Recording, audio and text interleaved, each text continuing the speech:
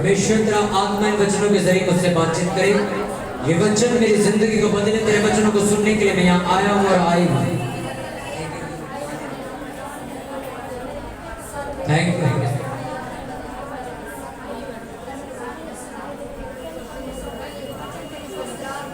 ये तन मन धन मेरा मेरे प्रभु यीशु के लिए अब मैं जीवित नहीं, वो मुझ में जीवित है। ये तन मन धन मेरा मेरे प्रभु यीशु के लिए अब मैं जीवित नहीं, वो मुझ में जीवित है। यीशु तुझे अर्पण करूं, सब कुछ मेरा अर्पण करूं। ग्रहण किया स्वीकार किया, मन में मेरे तूने घर बनाया। ग्रहण किया स्वीकार किया, मन में मेरे तूने घर बनाया। ये तन मन धन मेरा एक साथ मेरे प्रभु यीशु के लिए। ये तन मन धन मेरा मेरे प्रभु यीशु के लिए अब मैं जीवित नहीं, तू मुझ में जीवित है। अब मैं जीवित नहीं, तू मुझ में जीवित है। करता के हाथ में मैं मिट्टी के मानंद हूँ। करता के हाथ में मैं मिट्टी के मानंद हूँ। मुझे आकार दे दो प्रभु, सदा तुझको समर्पित रहूं। मुझे आकार दे दो प्रभु, सदा तुझको समर्पित रहूं। यीशु तुझे अर्पण करूं, सब कुछ मेरा अर्पण करूं। ग्रहण किया स्वीकार किया, मन में मेरे तूने घर बनाया। ग्रहण किया स्वीकार किया, मन में मेरे तूने घर बनाया। ये तन मन धन मेरा मेरे प्रभु यीशु के लिए अब मैं जीवित नहीं, वो मुझ में जोर से तारीफ प्रसन्न प्रभु। प्रभु यीशु मसीह के नाम में मांगते सब बोले आमीन। हालेलुया।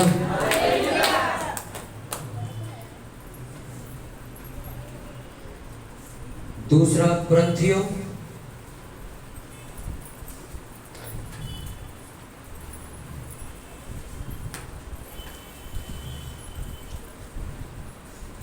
दूसरा कुरिन्थियों 10 उसका 3 से मैं पढ़ूंगा। मॉर्निंग में आके मेरी बाइबल छेड़ने की जरूरत नहीं किसी को, मुझे पता रहता है किसी ने मेरी बाइबल छेड़ी। दूसरा कुरिन्थियों 10 उसका 3 वचन हम पढ़ेंगे। अपने पड़ोसी की मदद कीजिए। दूसरा कुरिन्थियों 10 उसका 3 253 253। दूसरा कुरिन्थियों 10 उसका 3 वचन हम पढ़ेंगे।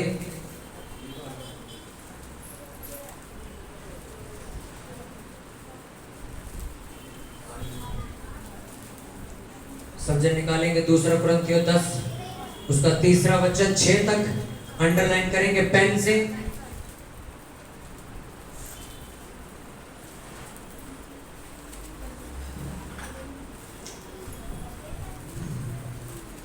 बोलो, जितना वचन मैं सुनूं ये मेरी जिंदगी में 1000 गुना फल लेके आए। आमीन। दूसरा कुरिन्थियों 10 उसका 3, क्योंकि यद्यपि हम शरीर में चलते फिरते हैं तो भी शरीर के अनुसार नहीं लड़ते, क्योंकि हमारी लड़ाई के हथियार शारीरिक नहीं पर गढ़ों को ढा देने के लिए परमेश्वर के द्वारा सामर्थी हैं। इसलिए हम कल्पनाओं का और हर एक ऊंची बात का जो परमेश्वर की पहचान के विरोध में उठती है खंडन करते हैं, और हर एक भावना को कैद करके मसीह का आज्ञाकारी बना देते हैं। सब बोले आमीन। मेरे साथ तीसरे वचन से एक साथ पढ़ेंगे 3 की गिनती पे, 1 2 3। क्योंकि यद्यपि हम शरीर में चलते फिरते हैं तो भी शरीर के अनुसार नहीं लड़ते, क्योंकि हमारी लड़ाई के हथियार शारीरिक नहीं पर गढ़ों को ढा देने के लिए परमेश्वर के द्वारा सामर्थी हैं। इसलिए हम कल्पनाओं का और हर एक ऊंची बात का जो परमेश्वर की पहचान के विरोध में उठती है खंडन करते हैं, और हर एक भावना को कैद करके मसीह का आज्ञाकारी बना देते हैं। आमीन। Hallelujah, hallelujah. अपने पड़ोसी को बोलो, ध्यान से सुन, सुनने से विश्वास पैदा होता है। बोलो अपने पड़ोसी को, जोर से बोलो, ध्यान से सुन, सुनने से विश्वास पैदा होता है। आमीन। लिखा, यद्यपि हम शरीर में चलते फिर, बाइबल अपनी बंद करो और सिर्फ ध्यान से सुनो। अगर आप सुन सकते हो तो आप विश्वास कर सकते हो, और विश्वास कर सकते हो तो चल सकते हो, और चल सकते हो तो कामयाब हो सकते हो। पर शुरुआत सुनने से होती है। हालेलुया। यद्यपि हम शरीर में चलते फिरते तो भी शरीर के अनुसार नहीं लड़ते, क्योंकि हमारे हथियार शारीरिक नहीं, क्या है? आत्मिक। बोलो, आत्मिक हथियार है। क्या परमेश्वर ने बाइबल में हमें शारीरिक हथियार दिए? पौलुस यहाँ पे एक बात कह रहा है, ध्यान से सुनो। वो कहता है, मैं ये बाहर पीछे डिस्टर्बेंस क्यों हो रही है? उसने कहा, मैं तुम्हें दिख तो रहा हूं शरीर में चलता फिरता, शरीर में बातचीत करता हुआ, पर मैं शारीरिक नहीं भाई, मैं शारीरिक नहीं। मैं कपड़े पहन रहा हूँ, घूम रहा हूँ, फिर रहा हूँ, अच्छा खा रहा हूँ, अच्छा पी रहा हूँ, पैसे कमा रहा हूँ, जॉब कर रहा हूँ, पर मैं शारीरिक नहीं, मैं आत्मिक होता हूँ। इस बात को गहराई से समझना जो मैं आपको बताना चाहता हूँ। अगर ये वचन अगर आपने समझ लिया, 90% दिक्कतें आपकी खत्म हो जाएगी आज यहीं पे। आपको सच कह रहा हूँ, अगर ये वचन आपको समझ आ गया तो आज। उसने कहा, यद्यपि हम शरीर में चलते, यानी कि वो कह रहा है, मेरा माहौल देख के तुम ये कहोगे कि मैं शारीरिक इंसान हूँ। मेरा रहन सहन देख के तुम कह सकते हो कि एक शारीरिक इंसान है। मेरे व्हाट्सएप पे लगा स्टेटस देख के तुम ये कह सकते हो कि मैं एक शारीरिक इंसान हूं, पर भाई मैं शारीरिक नहीं, आत्मिक इंसान। वो कहना क्या चाहता है कुरिन्थियों की कलीसिया को, आपको बता दूं। उसने कहा, क्योंकि हमारी लड़ाई के हथियार शारीरिक नहीं, पर गढ़ों को ढा देने के लिए क्या है? आत्मा के हथियार। पौलुस यहाँ पे कलीसिया को आत्मिक बनने की सलाह दे रहा है, शारीरिक बनने की नहीं। वो कह रहा है, क्योंकि उन लोगों को ऐसा लगता था कि जो पौलुस है ये खुद भी हमारे जैसा ही है, ये हमारी तरह घूमता फिरता है, कपड़े पहनता है, पैसे खर्चता है, खाता पीता है, एंजॉय करता अपनी लाइफ को, ये हमारी तरह। पर वो आके बात कहता है, क्योंकि शरीर में मैं चलता फिरता तो हूं पर शारीरिक हूं नहीं। हालेलुया। शारीरिक का मतलब, मैं आपको पिछले 3 संडे से पाप के बारे में बता रहा हूं। मैं आपको आज बताना चाहता हूं आखिरी सरमन में, आपका पाप आपके शरीर से ही शुरू हुआ है, कहीं से नहीं आया। लोग कंफ्यूज हैं, परेशान हैं, इस सोच में बैठे हैं कि ये हल मेरी जिंदगी में क्यों नहीं है। मैं आपको बता दूं आज, जो चीजें, जो ट्रबल है, जो ऐसी चीजें जो शैतानी है, वो आपके शरीर से पैदा हुई। कहां से पैदा हुई? इसलिए शरीर की ही मृत्यु होती है बाद में। पाप कहां से आया? शरीर से। कुरिन्थियों की कलीसिया में ऐसे लोग थे जो मसीह तो थे पर ऐसे काम करते थे जो बाइबल के खिलाफ थे। इसलिए उन्हें समझाने के लिए कहता है कि तुम मुझको क्या कॉपी करते हो? तुम मेरे कपड़े कॉपी करते हो, मेरा बोलना कॉपी करते हो, मैं जो गाड़ी लेता हूं तुम वो गाड़ी ले लेते हो, मैं जो फोन लेता हूं तुम फोन ले लेते हो, मैं जहां घूमने जाता तुम भी वहां चले जाते हो। पर मेरी प्रार्थना भी तो कॉपी करो, मेरा वचन पर चलना उसे भी कॉपी करो, मेरा चर्च जाना इसे भी कॉपी करो, मेरा परमेश्वर के लिए अड़े और खड़े रहना इसे भी कॉपी करो। पर तुम सिर्फ मेरा स्टाइल कॉपी करते हो, मेरे कपड़े कॉपी करते हो। और उस कहता है मैं चलता हुआ दिखता तो मैं शारीरिक हूं पर शारीरिक हूं नहीं। क्योंकि उसने इसलिए ये वचन उसको कहा क्योंकि आपकी 90% पाप से जन्मी हुई चीजें आपके शरीर से शुरू हुई है। शरीर से आपके मन में लालच पैदा हुआ, आपने कहा मुझे ज्यादा पैसा कमाना है इसलिए मैं संडे छुट्टी करके चर्च नहीं जा सकता, अगर मैं गया तो मेरे पैसे कट जाएंगे। इसलिए आप क्या करते हो? संडे लात मार के जॉब पे जाते हो और जॉब पे जाके अपने टेबल पे बैठ के पास्टर के सिखाए हुए वचन बोलते हो। प्रभु पास्टर कह रहा था लास्ट संडे कि मैं अपने टेबल पे प्रेयर करता हूँ कि परमेश्वर मुझे बरकत देगा। हे परमेश्वर मैं भी अपने टेबल पे प्रेयर करता हूँ कि तू मुझे भी बरकत देगा, पर मुझे मिली नहीं। इसका क्या हल हुआ भाई? तुमने कहा तुम्हें मिल गई, मैंने मांगा मुझे मिला नहीं। मैं संडे परमेश्वर छोड़ के जॉब पे नहीं जाता। तुम वो काम कर रहे हो जिसमें परमेश्वर का हिस्सा तुमने काट दिया है, पर अब उसके आगे जिंदगी प्लान कर रहे हो, वो वेस्ट है, वो नरक है आपके लिए। आप सोच रहे हो एक हर संडे चर्च जाते हैं, एक संडे कुतुब मीनार घूमने चलते थे, क्या दिक्कत है? चले जाओ। वहां गए, आपकी गाड़ी वहां पे कहीं फंस गई, लड़ाई हो गई आपकी, और आप कार में बैठ के प्रे करो परमेश्वर मैं मसीह आदमी, मेरी प्रार्थना सुन, अपने दूतों को भेज, मुझे बचा। वो कहता तू चर्च क्यों नहीं गया? नहीं पता। ठीक है बैठा रहे। फिर जैसे आप बात करते हो ना वैसे वो करता है। कितनों को मेरी बात समझ आई? और उस कहता तुम शारीरिक हो या आत्मिक हो? आपके घर में होने वाली हर एक ट्रबल का कारण आपका शरीर है और कोई नहीं। ये बहाने बनाने बंद कर दो। तो एक लेडीज आई थी तो जादू टोना करके चली गई, इसलिए मेरा घर ऐसा है। एक लड़का आया था मेरे घर में ऐसा करके चला गया। मैं एक जगह गई थी वहां जाके ऐसा हो गया, मैं यहाँ गई थी वहां ऐसा हो गया। मैं ये तुमने उस बात को एक्सेप्ट किया, गलती तुम्हारी, तुम्हारा शरीर एक्सेप्ट करके आया उसको। पैर पीछे करके बैठो प्लीज। हालेलुया। मैं आपको आज बताना चाहता हूँ कि आपकी जिंदगी ट्रबल क्यों? आपने कह दिया जी पाप है जी मेरी जिंदगी में, पाप की वजह से मैं आगे बढ़ नहीं पाऊंगा कभी। वो पाप आया कहां से? उसका हल ढूंढा कभी? कहां से आया वो? आपके दोस्तों की वजह से। तुम शराब छोड़ चुके हो, व्यभिचार छोड़ चुके हो, गालियां छोड़ चुके हो, पर आज भी तुम्हारा उठना बैठना उन लोगों के साथ है जो ये काम करते हैं। नशा भी करते हैं, गालियां भी देते हैं, झूठ भी बोलते हैं, सवारी 200 रुपए की उसको 500 रुपए बिठा के ले जाते हैं। और तुम कह रहे हो कि मेरे पास अटैक क्यों हो रहा है? तुम्हारी संगति क्या है? तुम्हारे शरीर की गलती। दूसरा, तुम कह रहे हो कि मुझे गंदे बड़े ख्याल आते, मैं पवित्र नहीं रह पाता, मेरे को बड़े। फेसबुक तुमने अनइंस्टॉल नहीं किया, इंस्टाग्राम तुमने पूरा दिन चलाना है, फेसबुक पूरा दिन चलानी है, सारी रील देख लेनी है एक ही दिन में, यूट्यूब पे आने वाली सारी शॉर्ट्स देख लेनी है, और रात को घुटने टेक के रोना है, पिटना है, प्रभु मुझे क्यों गंदे ख्याल आ रहे हैं? आप पागल समझते हो परमेश्वर? तुम खुद बीज बो के आए हो, वापस जाके फसल देखी उसमें कांटे हो, क्या करो कांटे क्यों गए? अबे यार कैसी बातें करो, तुम ही तो बो के गए थे।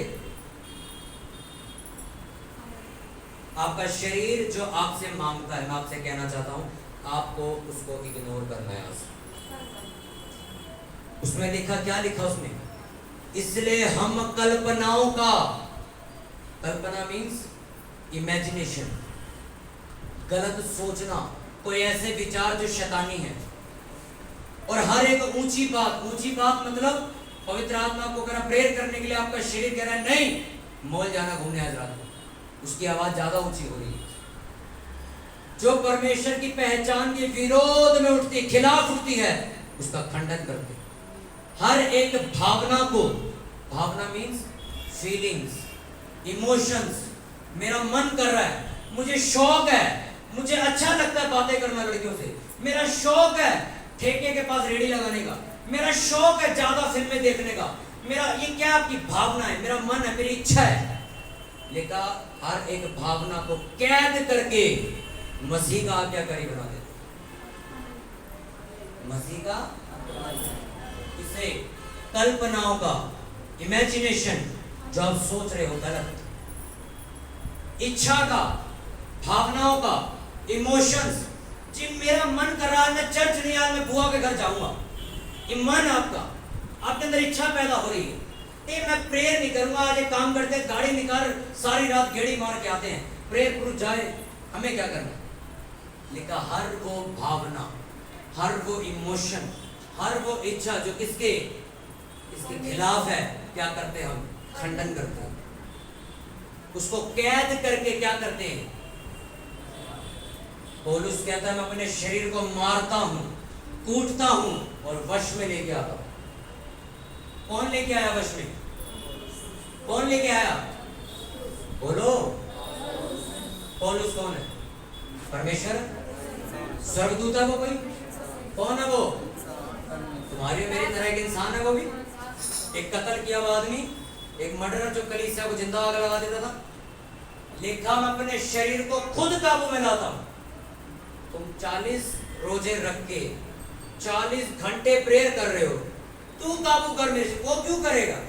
शरीर तुम्हारा तुम्हें काबू करना है, तुम्हें उसके लिए नुक्ते निकालने पड़ते हैं। कैसे मैं काबू कर सकता हूं? आपको काबू करना पड़ेगा। ऐसे भी लोग हैं जो सुबह फास्टिंग रखते हैं, 12 बजे उनको इतनी तेज भूख लगती है वो फास्ट तोड़ देते हैं। इसका मतलब ये नहीं है भाई कि तुम बच्चे और तुम नादान हो, इसका मतलब ये है कि तुम्हारा शरीर तुम पे हावी हो चुका है, अब वो आत्मा की सुन नहीं सकता, अब तुम्हें उसका गुलाम बनना पड़ेगा। तुम्हें फास्टिंग रखी है, 1 बजे टाइम देख रहे हो, कब रोटी बन के आएगी, कब? मैंने अपने भाई को मैं समझा रहा था कल रात को प्रेयर में खाने के बारे में, मैं कहा फास्टिंग में ये भी बात नहीं करनी कि मम्मी ने क्या बनाया फास्टिंग के बाद, ये भी बात नहीं करनी तुम्हें, अपना प्रेयर करो। तो फास्टिंग कैसी चल रही है? फास्टिंग चल रही है, सारा दिन मम्मी को क्या बता रहे, डाइट बता रहे, मम्मी मैक्रोनी बना रहा, रस्से वाली बनाना, प्याज में थोड़े हल्के रखना और मिर्च थोड़ी, ये फास्टिंग में वो बात चल रही है। फास्ट रखा हुआ है, मम्मी क्या बना रहे हो? मम्मी दाल, अरे दाल मखनी बनाओ, तो नान बनाओगे यार मैदे वाले बनाना, मक्खन, अरे उसको भेज के मक्खन ही मंगवाओ, मैं आ रहा हूँ, मैं फास्टिंग खोलने आ रहा हूँ, जंग जीत के आ रहा है, मैं आ रहा हूँ फास्टिंग खोलने, और आके खाना खा लेते। वो फास्टिंग नहीं, वो एक भूख हड़ताल है जो तुम कर रहे हो, वो फास्टिंग नहीं। फास्टिंग में तुम्हें तुम्हारी जबान पे काबू करना है, फास्टिंग पे तुम्हें अपने दिमाग पे काबू करना है, अपने शरीर पे काबू करना है। जो ये शरीर करने के लिए कहेगा मैं इसको बायकट करूंगा, मैं नहीं करूंगा। जिन लोगों के शरीर काबू में नहीं है उनका हाल बहुत बुरा है। पौलुस कहता है जो शरीर के लिए बोता है वो शरीर की कटनी काटता है, जो आत्मा के लिए बोता है वह अनंत जीवन काटता है। मेरी बात ध्यान से सुनो, परमेश्वर ये नहीं कहा कि आप अपने शरीर को सुए मारो, कांच लगाओ, ब्लेड मार लो, नहीं नहीं। उसने आपको ये कहा हर वो चीज जो बाइबल के खिलाफ है उसको तेरे को बंद करना पड़ेगा। आप अपनी जॉब पे बैठे हो, खाली टाइम फेसबुक चलाए जा रहे हो, अंड संड जो आया जा रहा है चलन दे देखिए जा, बाद में कहें यार सामत महसूस ही नहीं होती यार, आपको उसको बायकट करना पड़ेगा, आपको अनइंस्टॉल डिलीट करना पड़ेगा। कोई एक व्यक्ति आपके कांटेक्ट में ऐसा जो रोज सुबह आपको गलत मैसेज भेजता है, ग्रुप में गलत मैसेज भेजता है, आपको वो नंबर डिलीट करनी है, उन ग्रुपों से बाहर निकलना है। आपको ये बात करनी पड़ेगी अपने आप से कि मैं मसीह हूं, मैं ये काम नहीं कर सकता। आपको निकलना पड़ेगा बाहर। रात को 9 बजे आपने सारा दिन प्लानिंग करी है, आज रात को नाइट प्रेयर करूंगा मैं और हिला के रख दूंगा सब कुछ। 9 बजे आपको नींद आने लग गई, 10 बजे वो नींद थोड़ी ज्यादा पावरफुल हो गई, 11 बजे आप मम्मी को कहते हो प्रभु जानता है कि मैं थका हुआ हूं, अब मुझे सोने दीजिए। हो गई प्रेयर। परमेश्वर कभी नहीं आएगा आपको उठाने के लिए। उठ जा भाई प्रेयर कर ले, मैं कहता हूँ कब्र में चले जाओ तो भी नहीं आएगा, तुम्हें खुद अपनी नींद तोड़नी पड़ेगी। आज मैं लेडीजों से मिलता हूँ ना, लेडीज सिस्टर बहनें आती हैं यहाँ पे, रोती हैं हमारे यहाँ, ध्यान से सुनना मेरी बात, रोती हैं यहाँ, आंसू भी बहाती, बेचारी भी बनती कि मेरा लड़का नहीं बचा वो नशे करता है, मेरा पति नहीं बचा वो नशे करता है, मेरी बेटी नहीं बची वो नशा करता है, मेरा ये नहीं बचा, मेरा रोती है। मैं कह इसका क्या करूँ आंसुओं का, इन आंसुओं का क्या करूँगा? अगर हिम्मत है तो जाओ टेको 6 घंटे रात को प्रेयर, 2 महीने चैलेंज दे दो, 2 महीने में लड़का इसी चर्च में मिलेगा। आप रो लो, पिट लो, आंसू बहा लो, दुखी हो जाओ, कुछ नहीं होने वाला, वो नशेड़ी रहेगा। अगर बाइबल पढ़ी है तो मैं तुम्हें कहता हूं 2 महीने अपने आप से चैलेंज ले लो। मैं फास्टिंग प्रेयर में जाऊंगा, इतने रात में प्रेयर करूंगा, इतने घंटे प्रभु के सामने रखूंगा। 2 महीने बाद अगर तुम्हारा वो बंदा जिसके लिए तुम्हें मेहनत कर रहे हो ना बचे, चर्च छोड़ देना, मैं मुंह पे कहता हूं। मैंने ऐसे लोगों के साथ सेवा करी है जिन्होंने 10-10 साल, 20-20 साल, 25-25 साल तक अपना घर का एक परिंदा तक नहीं बचाया आज तक। और वो मुझसे कहते तुमने कैसे दोनों बहन भाइयों ने 6 महीने में अपना परिवार बचा लिया। कुछ नहीं, मेरी बहन और मैं 12 बजे दोपहर में, तब नौकरी नहीं करते थे, 12 बजे प्रेयर में बैठते थे, उपवास रखे, शाम को 6 बजे खत्म करते थे। फिर रात को हमारे पास छोटा सा कमरा होता था उस टाइम पे, एक 25 लक्ष के घर में ही रहते थे 5 जन, तो प्रेयर करने की जगह नहीं होती थी, तो रात की प्रेयर करने के लिए हम वेट करते थे कि सब सो जाए, फिर हम रात को 1 बजे से लेकर 3 बजे तक प्रेयर करते थे। ऐसे ही मेरा परिवार सेवा नहीं कर रहा है। तुमने किया क्या है? तुम सिर्फ रोए हो, तुमने अपना दुखड़ा सुनाया जने खड़े को जाके। अगर मेरी ये बात समझ आ जाए आपको तो आप बदल जाओगे। अगर आप एक मूर्ख इंसान हो तो आप ये सोच के जाओगे मेरे को डांट दिया, और अगर तुम बुद्धिमान हो तो तुम एक वचन बोलोगे, क्या? सिखाने वाले की डांट जीवन का मूल स्रोत है।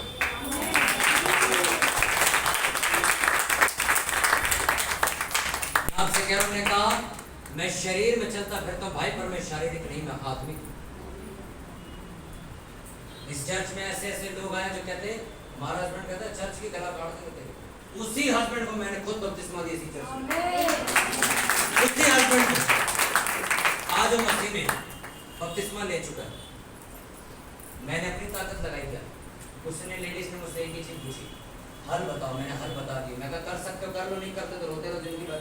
उसने किया, 4 महीने में उसका पति बाहर निकला, आजाद हो गया, तब यीशु मसीह को मानने के लिए तैयार। आज लड़े मसीह में चल रहे, बच्चे मसीह में, पूरा परिवार बचा ले, सेवा करेंगे। आपको डिसाइड करना है कि आपको शारीरिक रहना है कि आत्मिक, क्योंकि आपकी गलती आपके शरीर से शुरू होती है। आप बीमार हो, रो लो, कितना रो लोगे? कब तक रो सकते हो? रो लो।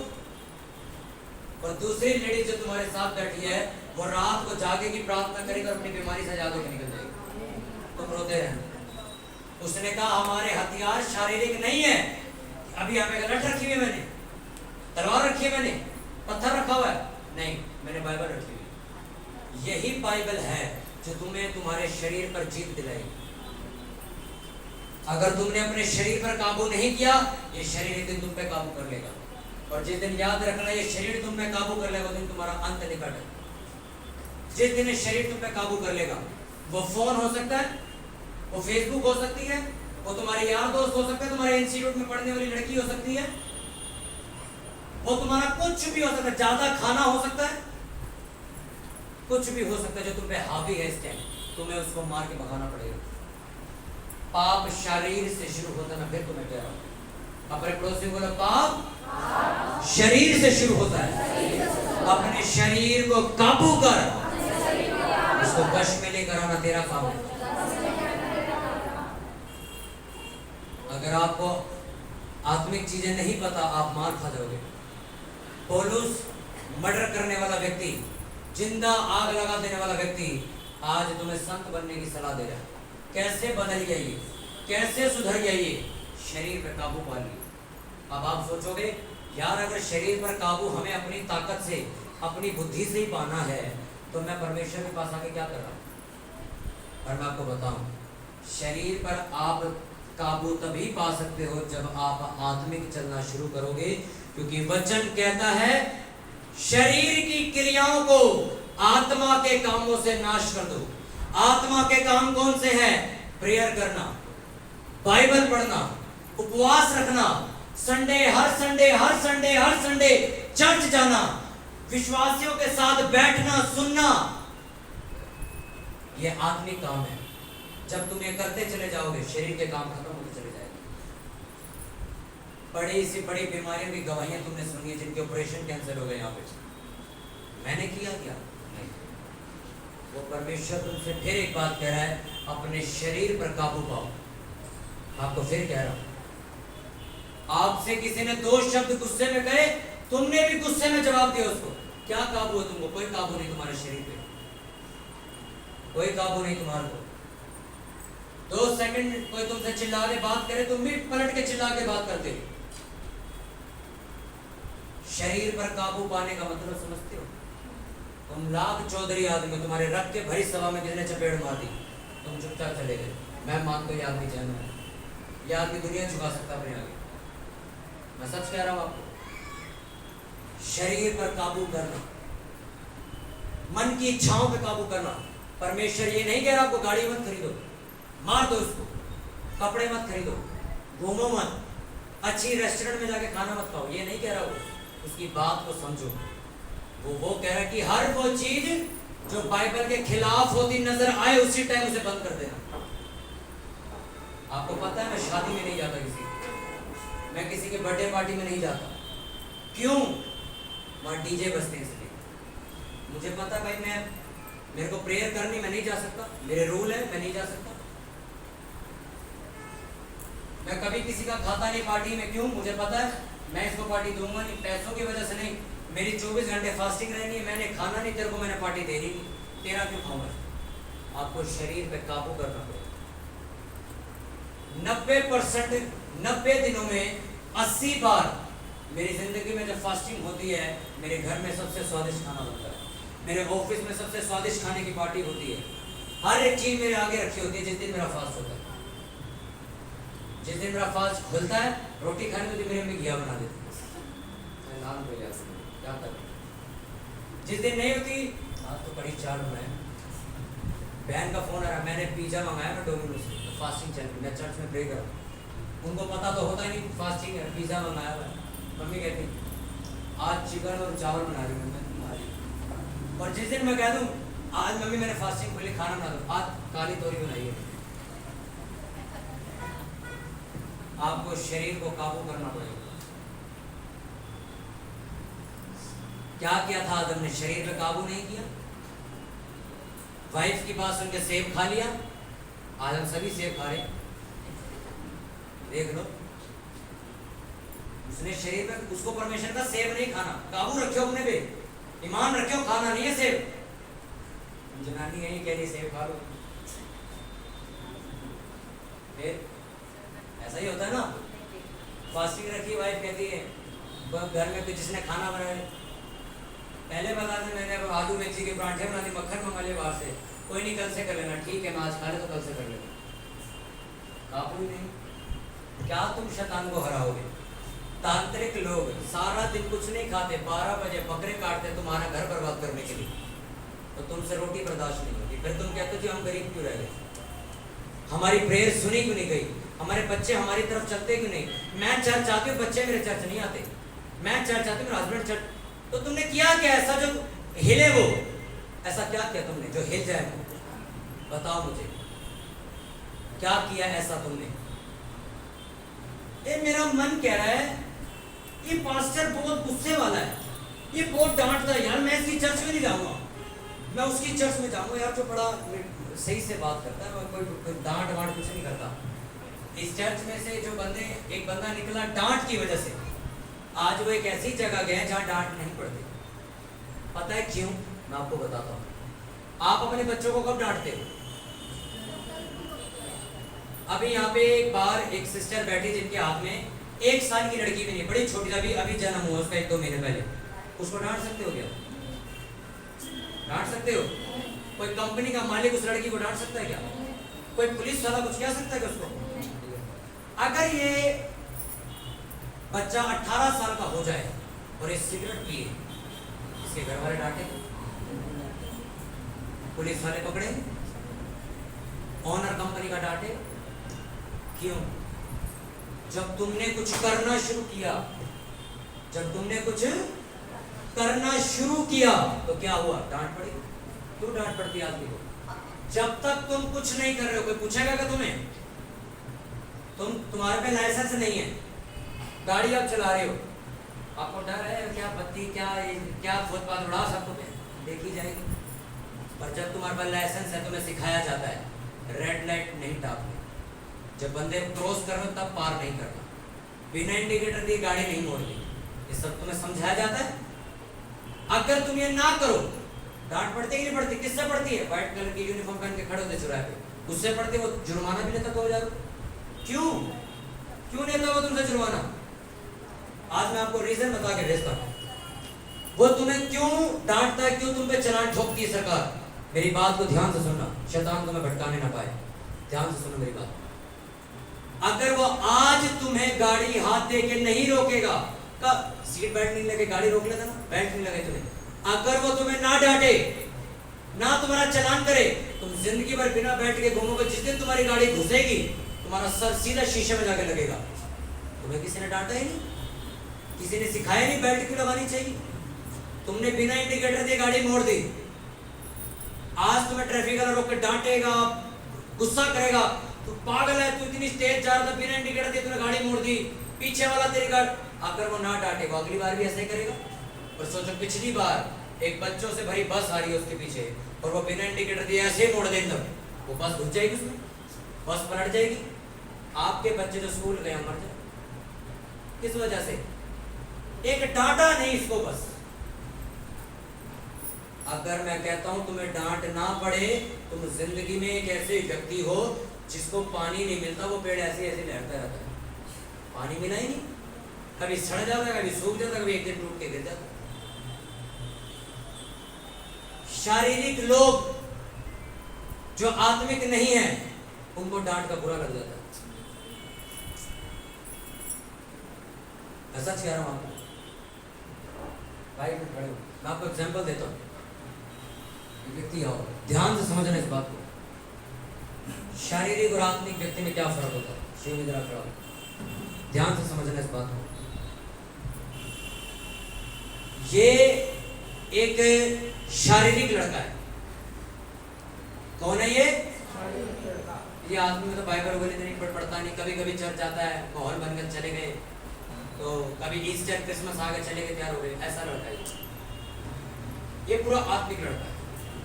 प्रेयर भी करता रोज, वचन टस से मस नहीं होता, रोज बाइबल पढ़नी है, उपवास है, हफ्ते में 2 दिन उपवास करने, भाई चर्च जाना है, आज्ञाकारिता में जीवन चल रहा है। अब सुनो, ये दोनों खड़े हैं, इन दोनों की रेपुटेशन है चर्च में, इसको भी लोग जानते हैं कि पास्टर का भाई है, इनको भी जानते हैं पास्टर का अच्छा विश्वासी है, जिसके साथ पास्टर हर एक बात शेयर करते हैं। ध्यान से समझना, इन दोनों को ये लगता है कि हमारी बहुत इज्जत है, चर्च में बहुत इज्जत है, बाहर भी बहुत इज्जत है, बड़े पैसे वाले लोग हैं दोनों। अब इन दोनों को मैंने डांटा, ध्यान से, तुम दोनों को अक्ल नहीं है क्या? तुम मूर्ख लोग, तुम्हें स्पीकर लगाना नहीं आता। अब इतनी मैंने डांट सबके सामने कर दी। शारीरिक कौन है? ये पता है क्या कहेगा? मेरी बेइज्जती हो गई, मेरी।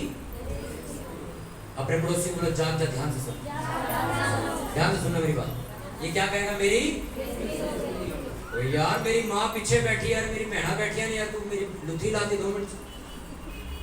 यही बोलेगे यार मेरे घर वाले बैठे यार, मैं अपने दोस्त को बुला के लाऊं, चल वचन सुन, तुमने मेरी बेइज्जती कर दी उसके सामने, मैं तो नहीं आऊंगा चर्च। ये गया, ये गया चर्च छोड़ के। अब डांट इन्हें भी पड़ी। इन्होंने अकेले में गए, उन्होंने कहा मुझे डांट क्यों पड़ी, आपस में अपने आप से बात करें। इन्होंने कहा यार मेरे को डांट फिजूल में तो नहीं पड़ी, क्यों पड़ी? अच्छा मैं साउंड की तार खराब करके आया हूँ, तार नहीं लगा पाया मैं, इसलिए मुझे डांट पड़ी है। अगली बार से मैं अच्छे से लगाऊंगा ताकि मेरी तारीफ हो। और अगर मुझे डांटा गया तो मेरी भलाई के लिए डांटा गया है। अगर मेरे को आज नहीं डांटा गया तो कल मैं पूरा साउंड भी फूंक सकता हूँ। एक तार की वजह से पूरा साउंड भी फूंक सकता है, इसलिए मुझे उन्होंने डांटा ताकि मैं अगली बार तार गलत ना लगा दूँ, इसलिए ये शब्द बोले। और ये क्या कह रहा है, पास्टर जी मुझे माफ़ करो, मैं अगली बार बढ़िया से काम करूँगा। तो मुझे एक शब्द बताओ, मेरे अंदर जो सामर्थ्य है वो निकल के उसके पास जाएगी या इसके पास जाएगी? आगे समझ, शारीरिक और आत्मिक इंसान में फर्क क्या होता है? अपने दिमाग में बैठ जाएगी बात। तुम दो दोस्त चर्च आते हो, हाँ दो दोस्त क्या आते हो, चर्च आते हो। एक कहता है मैं तो छुट्टी मार रहा हूँ, दूसरा जब वो नहीं आ रहा तो मैं क्या करूँगा जाके। ये शारीरिक लोग हैं।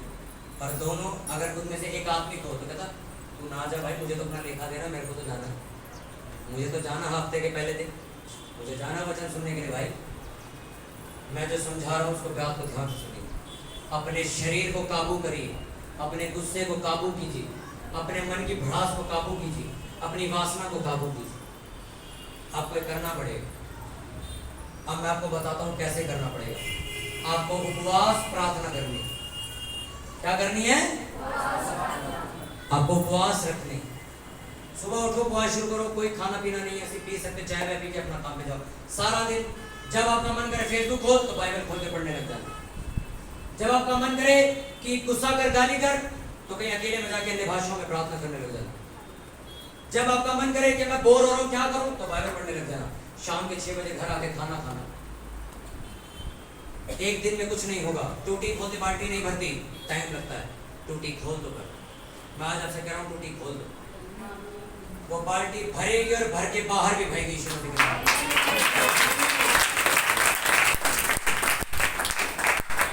अपने शरीर को क्या करना है? आप कह रहे हो जी यार दिल्ली में यार गाड़ी नहीं चलानी, यार काम नहीं है बाहर।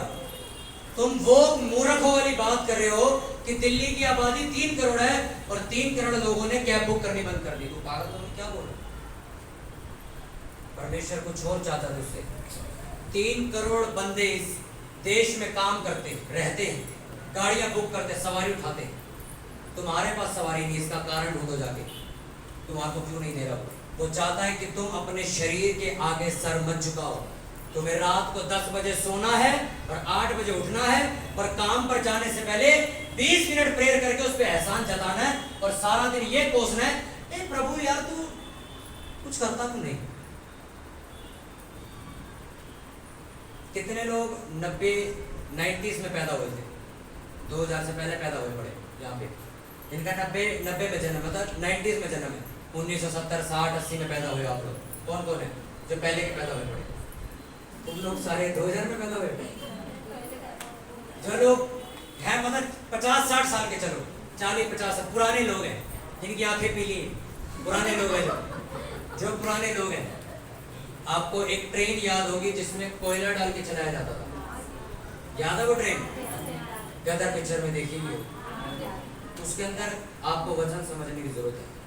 वो जितना कोयला आप उसमें डालोगे ट्रेन उतनी तेज चलती है। तुम्हारी प्रेयर क्या है? 2 कोयले उठाए, 1 2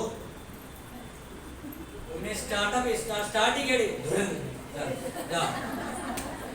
यही थी प्रेयर। तुमने 2 ही कोयले डाले उसमें।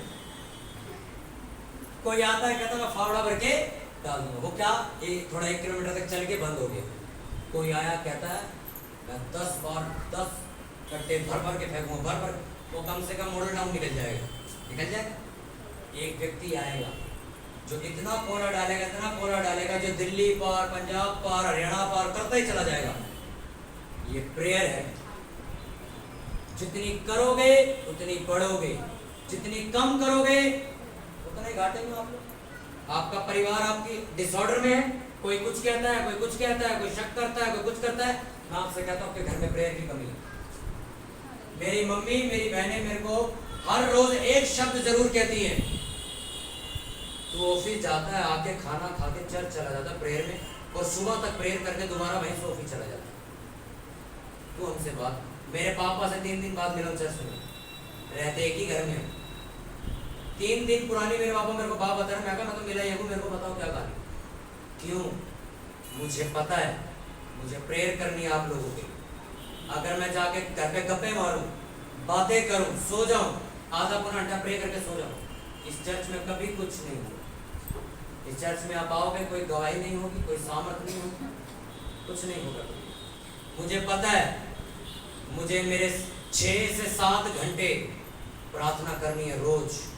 कोई मर जाए, कोई जी जाए, मुझे अपनी छत पे जाना प्रेयर करने, 7 घंटे प्रेयर करके नीचे उतरना है, मेरा रूल है। क्यों? शरीर को काबू करना मुझे, आपको करना पड़ेगा सर। हर वो चीज जो आप मन में रख के बैठे हो ना, काश मेरे घर में ये होता, काश मेरा लड़का ऐसा होता, काश मेरी आत्मिक जिंदगी ऐसी भी होती, काश मैं चर्च में सेवा करता होता। मैं आपको आज हल दूं, प्रार्थना कीजिए, उपवास कीजिए। खाली बर्तन में से कोई खाना नहीं खाता भाई, आपको अपने आप को भरना पड़ेगा। दुनिया तुम्हारे आगे सलाम करेगी, जोर से तारीफ कर सकते हैं। मैं इसी समय आपके हाथों को उठाऊंगा, आपको प्रोफेसी देता हूं इसी समय यीशु मसीह के नाम में, कि इसी समय जितने भी लोग यहाँ बैठे हैं, शरीर जो आपके ऊपर हावी है, यीशु मसीह के नाम में आजाद हो जाए। यीशु के नाम में जिसका आमीन चाहिए, आजादी उसकी यीशु मसीह के नाम में। मैंने कहा आज से आप चले गए और सामर्थ निकलेंगे यीशु के नाम में। आज से आप प्रार्थना करने वाले व्यक्ति बनोगे यीशु के नाम में।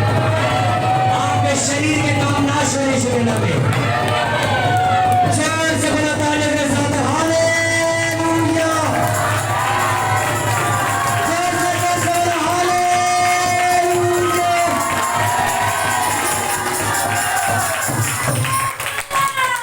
हालेलुया। तैयार हो शरीर को झुकाने के लिए? जवानी में लोग मुझे कहते हैं, मैं जिम जाता था, मेरी बहन और मैं जिम गए हैं, 4 बार जिम जाके मैंने छोड़ी। मुझे घर में अपनी मसल्स बनाने का बहुत शौक था, बहुत ज़्यादा शौक था। स्कूल में बैठे बैठे अपने हाथों की एक्सरसाइज करता था। मेरे हाथ इतने मजबूत थे, आज मेरे जान बढ़ गए थे, तो बहुत कमज़ोर हो चुके। क्या मिलेगा इतनी फास्टिंग करके, क्या मिलेगा इतनी नींद खराब करके, सिर्फ 3 घंटे सोता था। मैं कहा पता क्या मिलेगा, संडे आइए तेरे को बताऊंगा। तो जितनी गवाहियां तुमने सुनी ना, ये मेरे को मिली।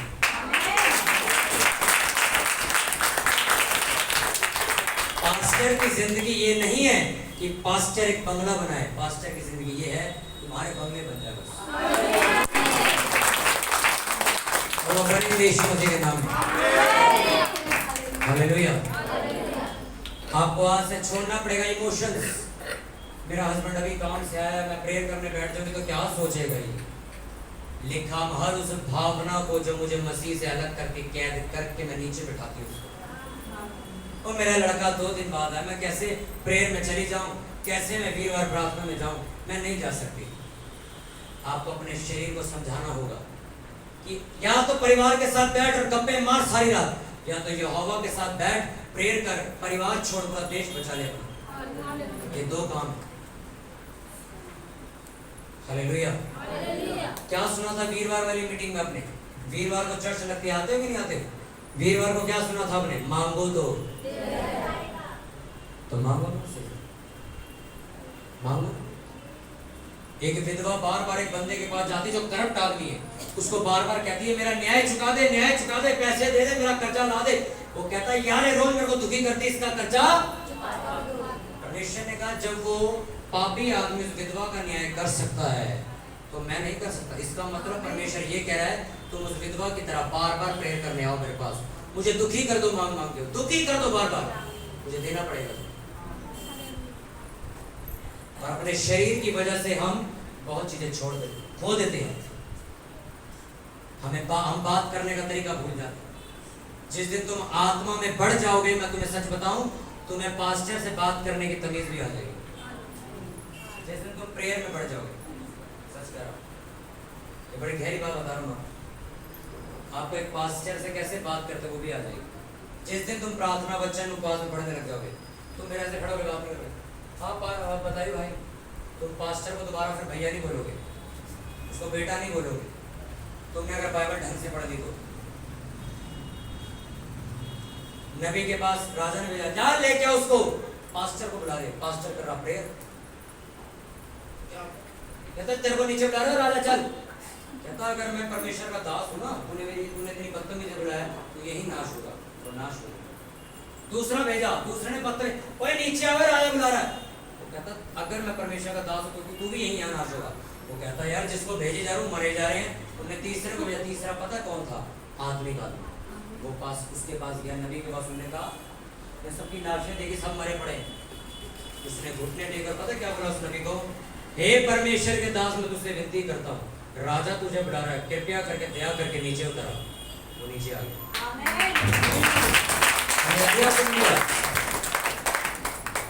अगर तुम आत्मिक हो, तुम्हें अपने माँ बाप से बात करने का तरीका आ जाएगा। दोबारा कभी अपने माँ बाप को गलत नहीं बोलोगे, कभी नहीं बोलोगे, अगर तुमने आत्मिक चीजें समझ ली तो। क्योंकि आत्मा की चीजों में, यानी कि बाइबल में एक बात लिखी है, अपने माता पिता का आदर कर तो तू दीर्घायु जिएगा, लंबी उम्र जिएगा।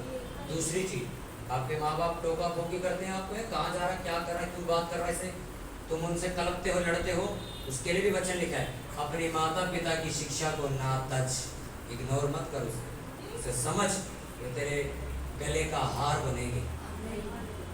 जब तुमने वचन ही नहीं पढ़ा तो तुम तो लड़ोगे, फिर तुम बहस करोगे। फिर तुमने अगर यही नहीं पढ़ा कि चर्च जाने से और ना जाने से क्या होता है, मारोगे छुट्टी तुम। हालेलुया। उठाओ अपने हाथों को और करो प्रार्थना, अपने हाथों को उठा के ऊंची आवाज के साथ कि प्रभु मेरे शरीर पे मुझे काबू करने का आत्मा दे। जिस तरह पौलुस ने, तेरे नबियों ने अपने शरीर पर काबू कर लिया, मेरे प्रभु आज से मैं जीवित नहीं हूँ, तू मेरे मन के अंदर जीवित है, मेरे शरीर में तू जीवित है।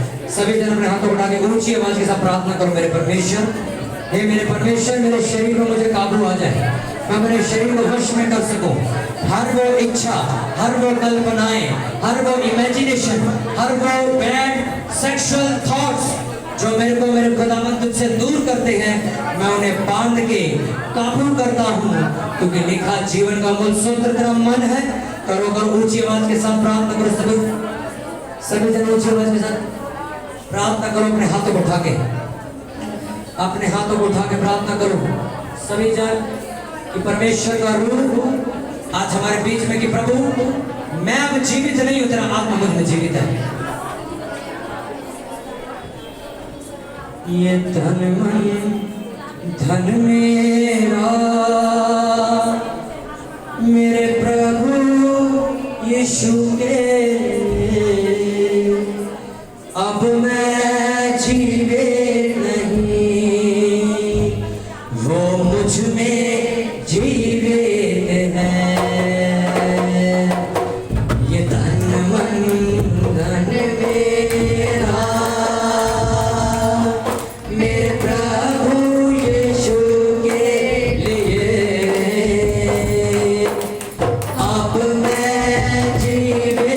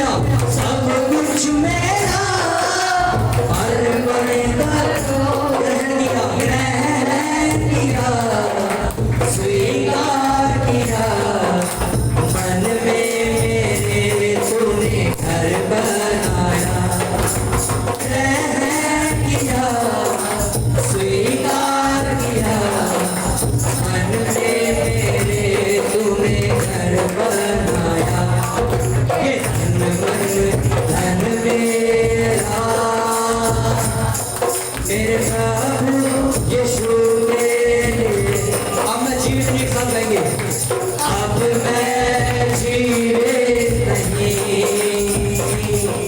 वो मुझ में जीवित है। अपने स्थान पर खड़े होके ये तन मन धन मेरा मेरे प्रभु यीशु के। हाँ तो उठा के अपने आप से बंद करके गाएंगे गीत को। अब मैं जीवित